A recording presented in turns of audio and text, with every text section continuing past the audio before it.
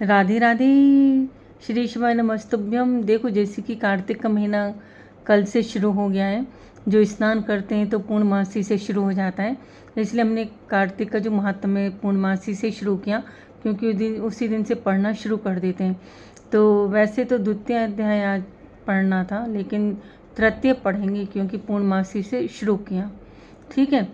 तो कल हमने जैसे बताया था किस तरह से कार्तिक के महात्म के गुण बताए थे। तो आज तीसरे अध्याय में प्रवेश करते हैं। सागर पुत्र शंखासुर द्वारा वेद मंत्रों का हरण। सत्यभामा बोली, हे भगवान, आप तीनों कालों के जानने वाले हैं। आप काल स्वरूप हैं और सब काल समय के समान है। तब फिर आप कार्तिक मास को ही इतना श्रेष्ठ क्यों मानते हैं? हे देव, इसी प्रकार सब तिथियों में एकादशी और सब महीनों में कार्तिक का महीना ही आपको क्यों प्रिय है? इसका कारण बताइए। श्री कृष्ण बोले, हे कांते, तुमने बड़ा अच्छा प्रश्न किया। इस विषय में एकाग्रचित होकर भगवान राजा वेणु के पुत्र पृथु और महर्षि नारद का पूरा संवाद सुनो, जिसे पहले महाराज पृथु ने नारद से पूछा था। तब नारद जी ने कार्तिक मास की महिमा बतलाई।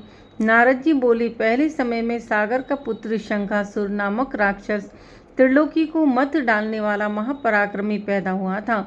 उसने अपने पराक्रम से संपूर्ण देवताओं को जीतकर स्वर्ग से निकाल दिया तथा इंद्रादि संपूर्ण लोकपालों के अधिकार अपने हाथ में ले लिए। सब देवता शंखासुर के भय के मारे अपने अपने स्त्री पुत्र आदि को साथ लेकर बहुत वर्ष पर्यंत सुमेरु पर्वत की गुफाओं में रहे। तब शंखासुर ने विचार किया कि मैंने देवताओं को जीत तो लिया है, परंतु वे अब भी बहुत बलवान मालूम होते हैं। हाँ, अब मैंने जान लिया है कि वे सब वेद मंत्रों से युक्त हैं, इसी से वे बलवान हैं। अतः उनके वेद मंत्रों का हरण कर लिया जाए तो वे सब स्वयं ही बलहीन हो जाएंगे। ऐसा सोचकर शंखासुर सत्यलोक में गया, जहाँ भगवान उस समय सोए हुए थे। उसके मन में चोरी की इच्छा थी। इस कारण जब वह वेदों को चुराने लगा, तब बीजों सहित वेद मंत्र भी उसके भय के कारण इधर उधर पानी में छिपने लगे। तब शंखासुर उन्हें खोजता हुआ समुद्र के अंदर विचरने लगा, परंतु उसे वेद मंत्र इकट्ठे नहीं मिले। उधर ब्रह्मा जी सब पूजन सामग्री लेकर सब देवताओं के साथ बैकुंठ लोक में भगवान विष्णु की शरण में गए। वहाँ भगवान को जगाने के निमित्त ब्रह्मा जी मधुर वाणी में गाने बजाने लगे और गंध धूप दीप आदि से बार बार पूजा करने लगे। उनकी पूजा से संतुष्ट होकर भगवान ने नेत्र खोले। तब सब देवताओं ने सहस्र सूर्य के समान कांति वाले विष्णु भगवान के दर्शन किए। पश्चात सब देवताओं ने षोडशोपचार से पूजा की, फिर साष्टांग दंडवत करके पृथ्वी पर गिर पड़े। तब तो प्रसन्न होकर भगवान उनसे कहने लगे, हे देवगणों, मैं तुम्हारे पूजन भजन कीर्तन आदि कार्यों से बहुत प्रसन्न हुआ हूँ। आप लोगों की मनोकामना मैं पूर्ण करूँगा, यही वर देता हूँ। और कहा, आश्विन शुक्ल पक्ष की एकादशी से लेकर देव उठावनी एकादशी तक जो भी मनुष्य ब्रह्म मुहूर्त में प्रातः काल तुम्हारी तरह मेरा भजन और कीर्तन तथा पूजन करेंगे, वे सब मुझे प्यारे होंगे और मुझे प्राप्त होंगे। पाद्य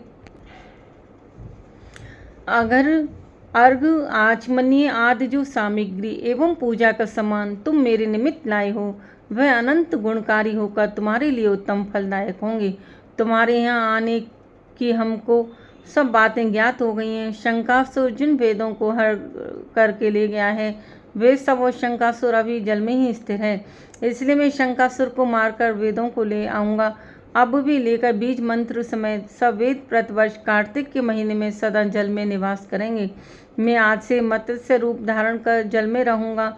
तुम लोग भी सब मुनियों को साथ लेकर मेरे साथ आइए। इन दिनों में इस लोक में जो मनुष्य प्रातःकाल स्नान करेंगे, वे निश्चय यज्ञांत स्नान के फल को प्राप्त होंगे।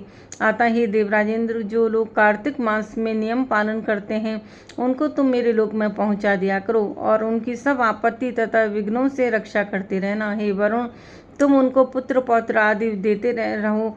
हे धनपति कुबेर, तुम उनकी धन धान्य में वृद्धि करते रहना, क्योंकि कार्तिक का व्रत करने वाला जीवन से मुक्त हो जाता है और वह मेरा ही स्वरूप धारण कर लेता है। और हे अनंत देवताओं, जो जन्म से मरण तक इस उत्तम व्रत का नियम पालन करता है, वह तुम्हारा भी पूज्य है।